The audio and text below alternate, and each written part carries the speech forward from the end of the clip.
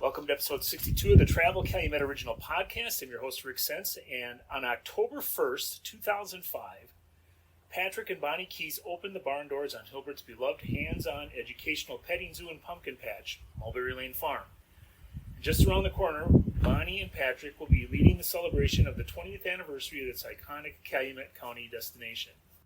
Joining me today for the 62nd episode of the Travel Calumet Original Podcast is Bonnie Keys. So congratulations on 20 years here at Mulberry Lane Farm. That's quite the impressive achievement. Yes, I don't think we ever stopped to think about that possibility when we opened 20 years ago. So, did you think it would lead to all this when you and Patrick sat down and said, let's do this, or is it just kind of evolved on its own? I'm sure my husband Pat, Farmer Pat, lovingly referred to here at the farm, knew it. I didn't. In fact, I wasn't really on board. I was a city girl, born and raised in Appleton. So when my husband and I, and along with my mother-in-law, Farmer Pat's mother, bought the farm, I said, I give you all the credit, love, and support, but I really don't want anything to do with it. So, no, I wasn't thinking 20 years down the road at all. So what led to the change? Why did you decide this is something you do want to do? Because I've known you for a while, and you really are in love with this place. Well, their enthusiasm was catchy. My mother-in-law was probably the most positive person I know. She had a vision, and with my husband being born and raised on a family petting farm, he held that vision as well. I didn't see it, but it didn't take me long for my eyes to be opened. Would you walk listeners through some of the Mulberry Lane Farm origin story? How did it all come together? Just doesn't happen, obviously, overnight. Can you maybe walk listeners through some of that process over the years? Well, again, my husband was born on a farm, and it was in his blood. I think all of the siblings, there's 13 of them, kind of tried to run from it, but it was in their blood. They were all drawn back.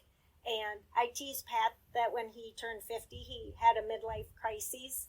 We were living in Appleton at the time, had our own business, Keys Custom Home Improvement, and he said, I want to move back in the country. So in leading up to that time, he had a sawmill, and he heard of these old farmers out in the country that had a sawmill. So they sought out Harry and Norb Schwabenlander, who here in Calumet County had a sawmill. And they kind of took him under his wing, being a young sawmill sawyer, and they taught him the trade. And then as they got older and weaker, they would visit him at his sawmill, and he'd visit them on the weekends, show them around, or they would show him around. They would go for a ride in the country, stop for an ice cream cone, what have you. And then when after they passed away, the farm sat idle for 5 years, and after 5 years, in 2005, it came up for sale, and we had the opportunity to purchase it. And when we did, I asked Mom Keys and Pat, okay, we have this 125-acre farm, what are we going to do with it? And they're like, the only thing the Keys knows to do, we're going to make a petting farm.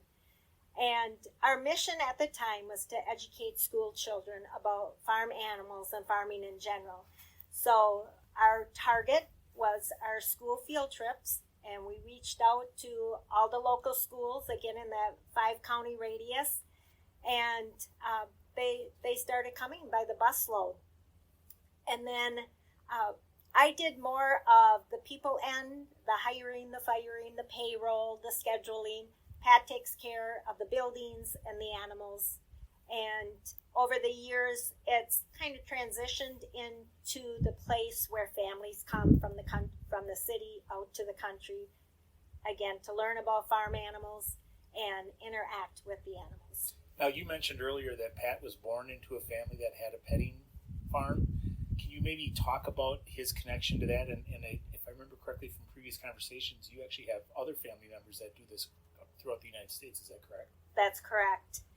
It was a hog farm that they converted to a children's petting farm, and probably not planned, it just happened. Having 13 children, Mom Keys had a huge garden to feed her big family. And her garden was a little big one year, and she had the idea to allow the city folks to come out and pick their own vegetables. And this was over 65 years ago. We believe that was one of the first you-pick gardens in the state of Wisconsin, down in Waterford.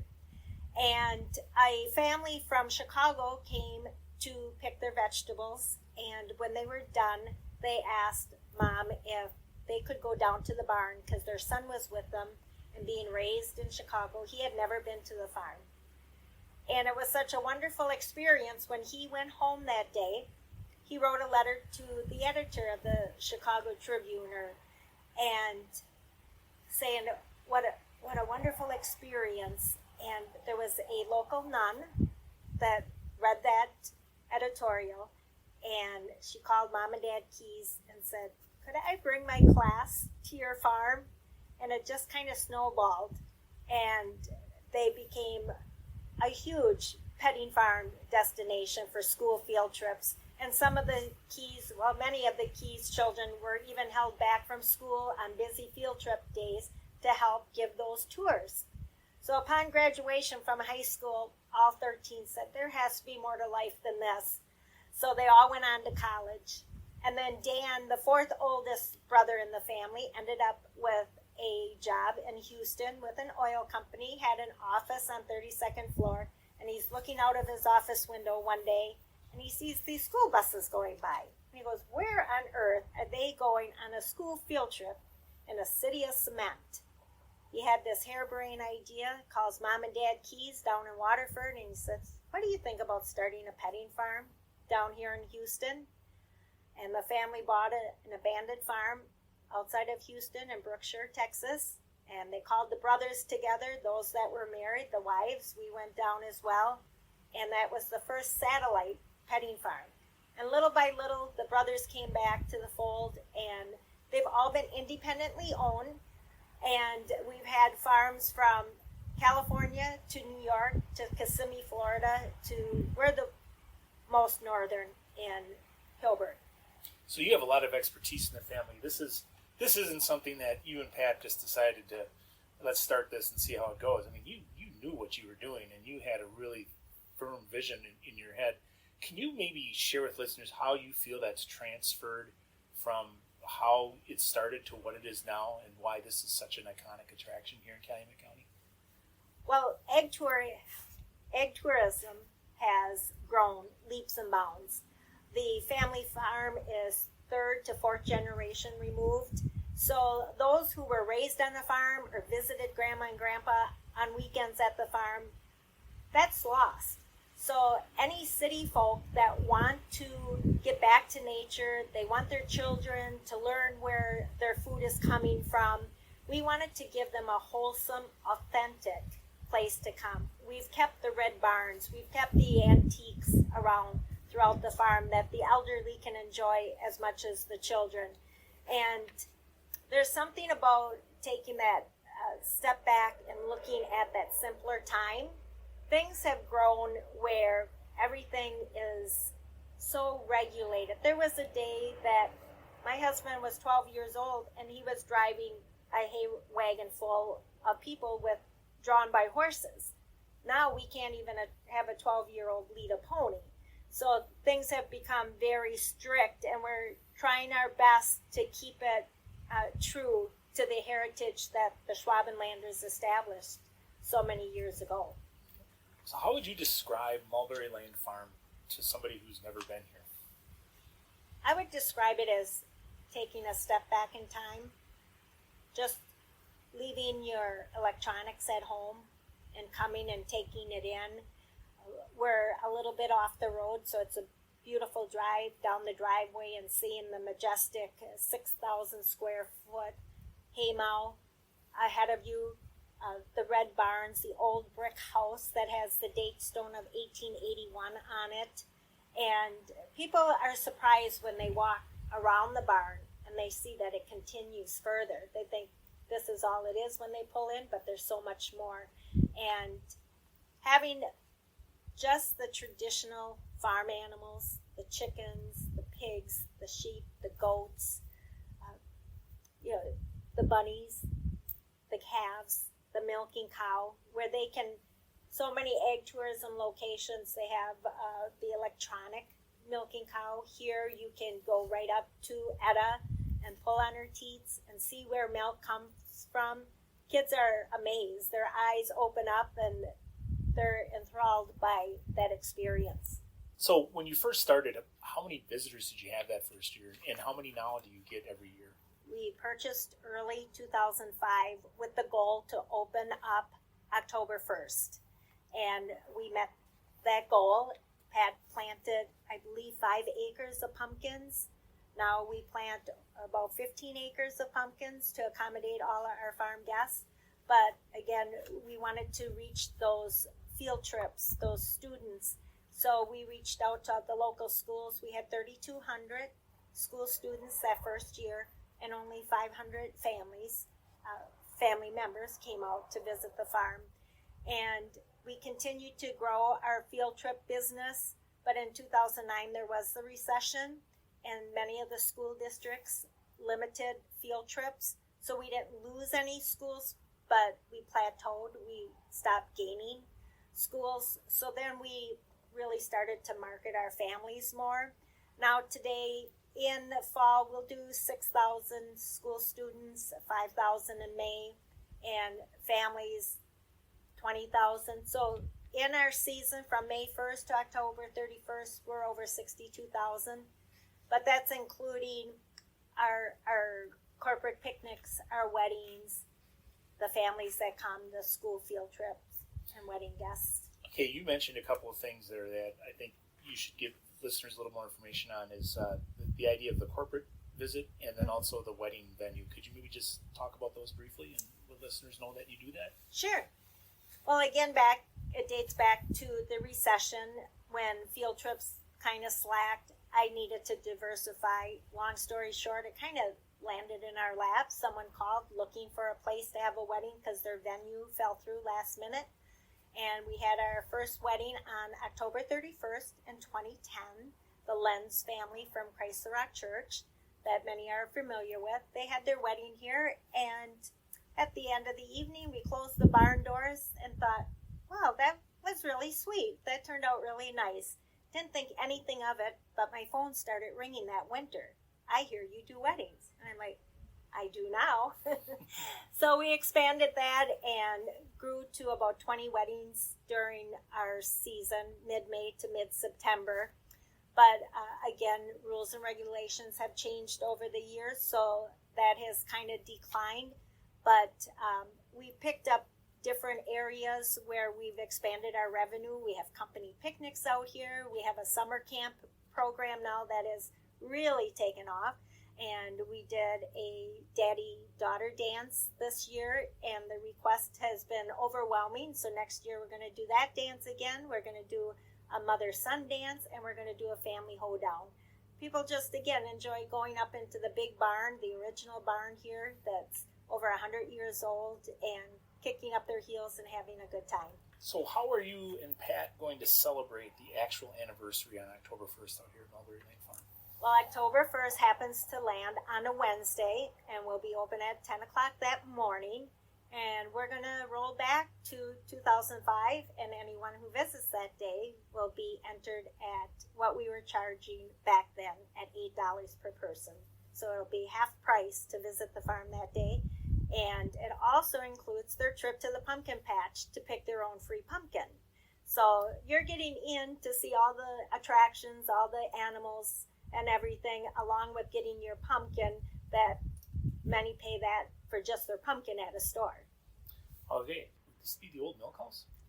This was the granary. The granary, okay. In fact, right above your head is the granary door that they would open up. Got it. The grain would drop down into this area where the animals were housed. Okay, so if you can imagine a long fieldstone wall that's like an L shape, and then you have wood structure along, actually fieldstone all around, but then you have the wood structuring on the roof with, I'm guessing, probably 100-plus-year-old beams holding up all that wood that's probably also just as old.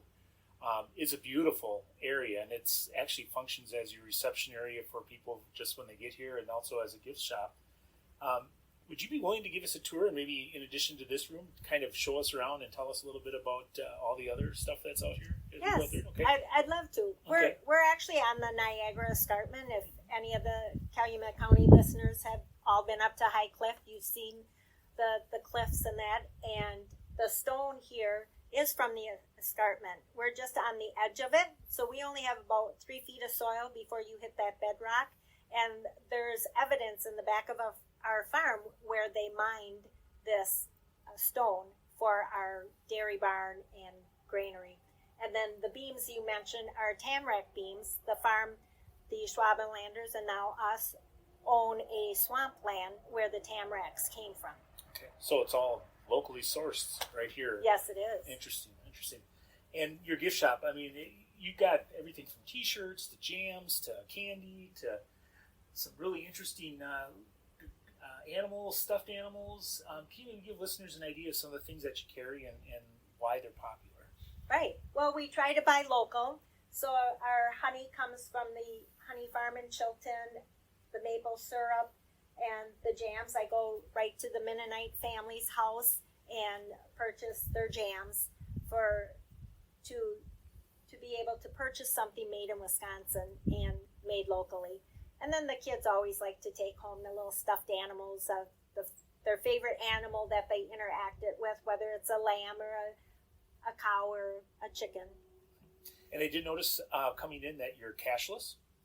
We have gone cashless, okay, simply because in early May and fall, when we have those long lines, it really speeds up check-in, the safety of not having that money. But we do always have a minimum of one register on the property just for those families that aren't to that point where they want to go completely cashless. Okay. Well, if you're okay with it, maybe if we could go ahead and take a tour of the area, that would be wonderful. Okay, so Bonnie and I have walked about maybe 25 yards and up a stairwell to, I believe, or directly above where we just were sitting. Is that correct? Correct. This is the middle granary. We now call it the Step Back in Time Barn. Mulberry Lane Farm may be 20 years old, but the farm itself is over 100 years old. So we want to stay true to the Schwabenlander heritage. So we have little nooks and crannies like this throughout the farm where the elderly thoroughly enjoy it, being able to come in and kind of reminisce what it was like back in the day. For instance, the picture above the old wood stove there of the gentleman praying over a loaf of bread. I wish I had $1 for every time somebody said, that was in my house, or that was in Grandma's dining room. And I see that you have appliances from, I'm guessing, last turn of the century, 1880s to 1900 range. Would that be about right? Correct. Some of the stuff that we have on display throughout the farm was original to the farm. Almost everything was sold at the auction that the Schwabenlanders had in 2004, I believe it was.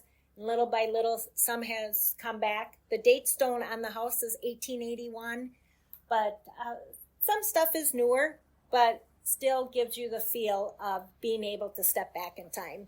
So when I look around the room here, listeners, I see furniture from the era. You also see baby carriage, and you see some a rocking horse, some toys like that. And other artwork. So how long did you spend putting all this together, Bonnie? Well, when Mom Keys was still living, she had the Kissimmee, Florida farm, and she would spend a lot of time antiquing. So a lot of what you see on the farm, besides locally sourced, we have brought it up from different antiques that she collected down in Florida. But all true to the time period. Absolutely. So Bonnie and I have left the Step Back in Time barn, and we actually passed through the wedding venue, which is in the main barn.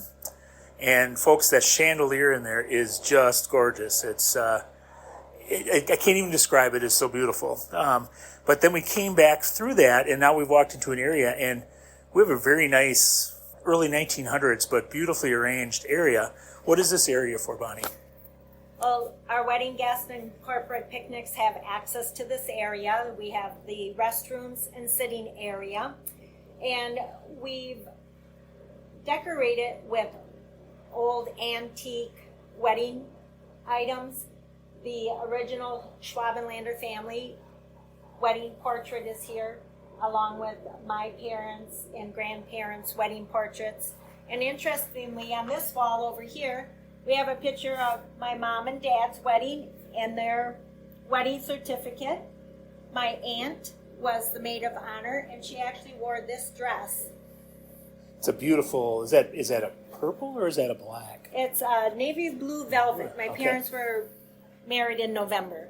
Okay. So, and we have other wedding garments on display from the 1920s, and the purses, the gloves, and we have an old windmill up on the wall for display. The gentlemen get dressed in here. We're walking to that area now, folks. Okay. As they prepare for their big wedding ceremony, they can hang out here. We have the old tractor seats that they can sit on, and again, just different memorabilia for them to look at and enjoy as they're waiting for their big day. Okay, we left the main barn and we're now out to, it looks like a garage of some sort, but I'll let Bonnie say that. But it's looking at an old Model A 1930 Ford. You want to just give listeners an explanation of what we're looking at right now, Bonnie? Sure. We refer to this area as the blacksmith shop. Again, we have old tools and scales on display.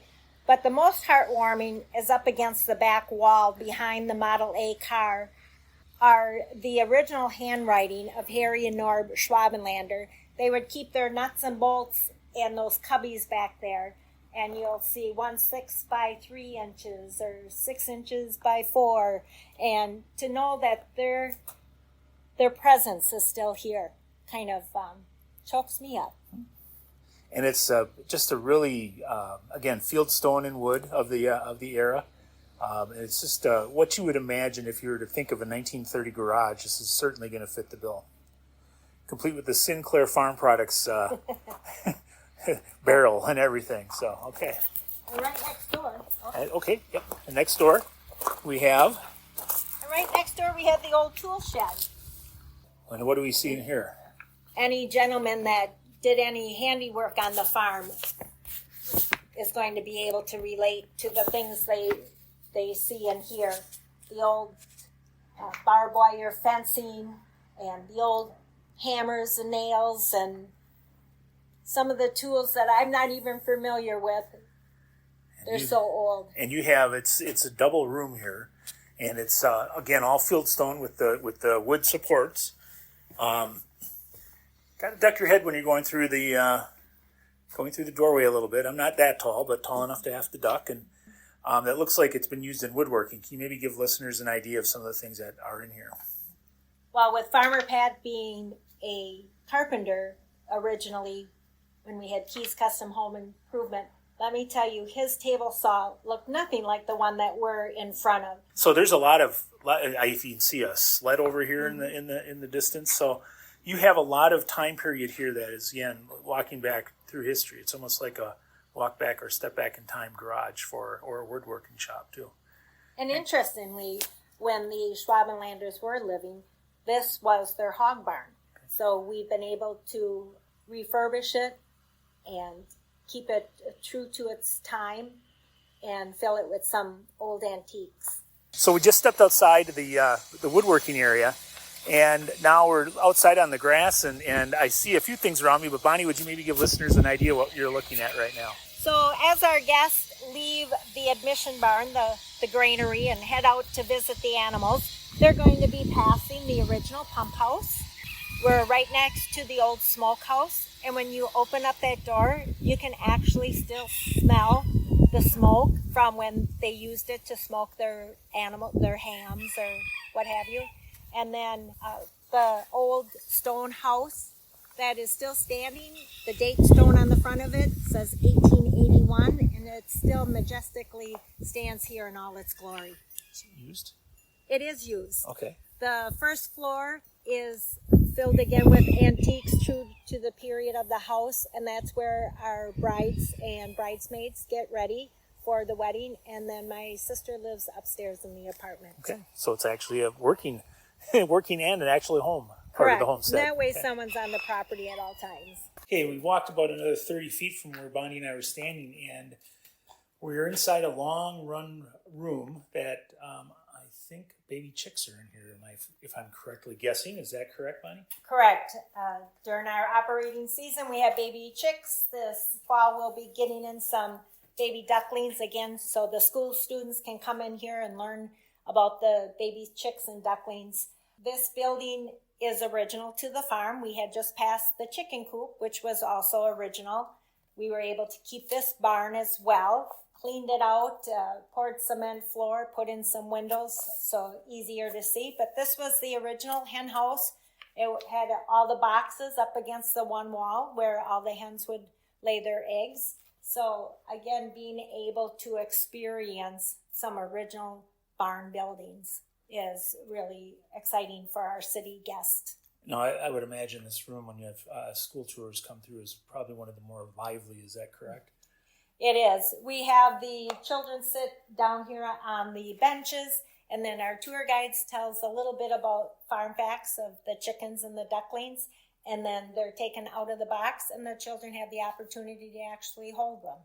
Okay, Bonnie and I have walked now out to a tree. Can you maybe describe the tree we're looking at, Bonnie? And maybe it's pretty tall. It looks a little scraggly. It looks like it's had better days, but can you maybe walk listeners through why the significance behind this tree? Well, Rick, I hope I look this good when I'm 100 plus years old. Me too. This is the original mulberry tree that we named our farm after. All the other Keys family farms are called Green Meadows Farm, but my husband woke up the morning after we purchased the farm and he says, I think we need to name it after that 100-year-old mulberry tree. And the story with the tree is the Schwabenlanders had 10 children. And the children would play up in this tree. But Mom and Dad Schwabenlander said, you dasn't climb the tree with your shoes on. You don't want to damage the bark because that'll damage the tree. So any given time of day as Mom and Dad Schwabenlander walked down this road, headed out to do chores, they'd see all these shoes at the base of the tree, and they'd look up, and sure enough, all these white socks would be dangling from the limbs as the children played in the tree. And luckily, the children followed Mom and Dad Schwabenlander's guidance, and the tree still stands here today. And we have a pair of ceramic shoes at the base in memory of the Schwabenlander children that played in this tree. And I do see that we have a peacock out walking the area. It looks like guinea hens as well. Yes, we have a few peafowl, peahens, peacocks, some guinea fowl as well, free range. Some are caged in the corn crib. We find that if we keep a few inside, the others will stay close by. And just having that opportunity for our guests to see them free range is kind of exciting. We've moved on from the mulberry tree, and now we've moved to looks like we've moved to the east a little bit. And can you maybe tell me I see an old tractor and some men working. Can you maybe talk about the project they're working on? Sure. We have some gentlemen working during our downtime this week in front of the kitten barn. The kitten barn is one of the most popular areas on the farm, and come October, on our busy October weekends, we will have a line in front of that barn waiting to get in to visit the kittens. And since that's a little lower area on the farm, we have them putting in field stone. But that barn itself, it has a board on it showing you that it's the old woodshed. And that, when we bought the farm in 2005, was butted up against the farmhouse. And that was filled still with wood that the Schwabenlanders would take into the farmhouse to stoke their stove and keep their house warm.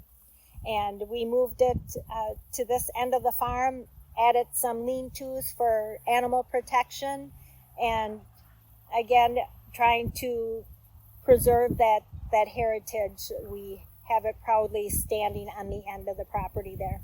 Is that property off to the edge there with the corn? Is that your property as well? It is. We have over 125 acres here, so it goes from the road to the back of the farm where the end of the hay rides take you. and then off to Sawmill Lane is one border over to the far end to the west. We've walked over to the L-shaped barn, as it's called here at Mulberry Lane Farm. And again, it looks like a wonderful meeting space for people. It's beautifully lit. It's string of lights. Think of a summer night outside with your neighbors and you have lights hung from your fence to your house. That's the vibe going on in this room right now. And Bonnie, can you maybe walk listeners through what goes on in here on a regular basis? Actually, we're setting it up today for a ceremony that's coming up this Saturday. The majority of our couples get married at the back of the farm, and the bride goes back in a horse and buggy.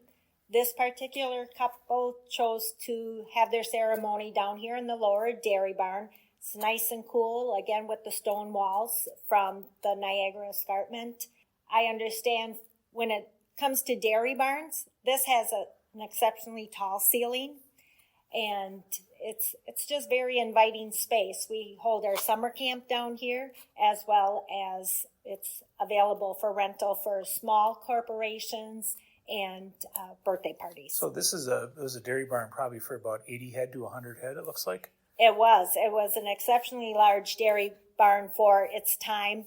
We did remove the stanchions. We filled the gutters with cement for safety of movement of our visiting guests. And now it's just a happy place. Yes, sir. And it looks like it has the original walkway here yet, too, where the farmers would walk back and forth. So it's very well restored. And down on the far west end is a stationary baler, again, that is from the original Schwabenlander homestead. Now, Bonnie, you said we're walking from the L-shaped barn out here into the courtyard area, and you said that a lot of people, when they come and visit, think, okay, this is the end of the place, but I can tell right now that it's not even close to the end of this place. Is that right? That's true. You come around the big barn and you see the continuation of everything. Like you mentioned earlier, the L-shaped barn is where we house Etta, our milking cow, at night. We house our calves. We house our sow in her piglets. And then also within that space, it's decorated with period farm items. So there's still a lot to see and do beyond this area. Further off, we have the corn crib that's made into the bunny barn. Everyone has to stop by and visit Elmer. He's about 800 pound. No, he's closer to 900 pound boar. So he's quite an attraction, kind of our mascot. But we're also right in front of our cow milking stanchion area. Etta's put up on a stanchion every day when we're open to the public, so our farm guests can walk right up to her and milk a cow. And that's a wonderful, nice pool area. So there's this that she's out of the weather and no direct sunlight on that, and that's very nice, nicely done for Etta the cow as well. Right. I see rocking horses in there. Is that a play area over there in that area? It is. It's our buckaroo barn. So all our buckaroos like to go in there and get on those rocking horses and just enjoy the time. Okay, now we're outside the milking stanchion here, and we're looking to the east. And Bonnie, can you maybe just describe the panorama here for everybody? What we're seeing? Well, right in front of us is one of many harvest wagons. We have wonderful photo ops that Farmer Cindy and Farmer Kate, our managers, put on every year. And right beyond that is where our sheep pen is, where you can go in and feel the wool of the sheep. We have Elmer's pen. He's our 900-pound boar with 2 or 3 of his friends in there. We have a couple gilts with him there. We have the big bunny barn, corn crib. And then we also have the sugar shack, which is new this year. It's where we make cotton candy, fresh popcorn. We also have an area here where the barnyard farmhands can go in and play farmer doing some chores.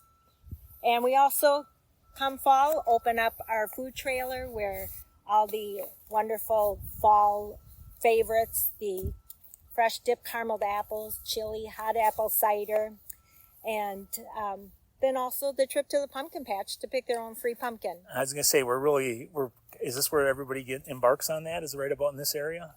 Correct. They'll load the hay wagon We have 3 huge wagons attached to a pretty large tractor that takes them on a hayride route, and they get dropped out in the pumpkin patch, and they can pick any pumpkin they want. We have several specialty pumpkins: white, green, blue, pink, all different colors, along with the traditional orange, little ones to big ones. And they can pick their pumpkins, and then we supply them with wagons to haul their newfound pumpkins to their car. Well, Bonnie, this is really an impressive layout you have here, and it is way more than anybody would expect getting out of your car and walking up. And wonderful day today, too. It's just a beautiful day to be out here doing it, and I can only imagine that as the weather gets crisper, cooler, and the skies get bluer this fall, you have a lot of people that are happy campers, so to speak, when they're out here. Is that true? That's true. People love their flannels in Wisconsin. So they put on those flannel shirts and the sweaters and come on out. 20 years ago, one would never imagine what would develop here. We're proud what we have. We take pride in it. Some of the local farmers kind of question the idea of opening a petting farm, questioning who might pay to come milk a cow. And I think they're a little surprised when they drive by and see the parking lot full and the school buses that we have visit.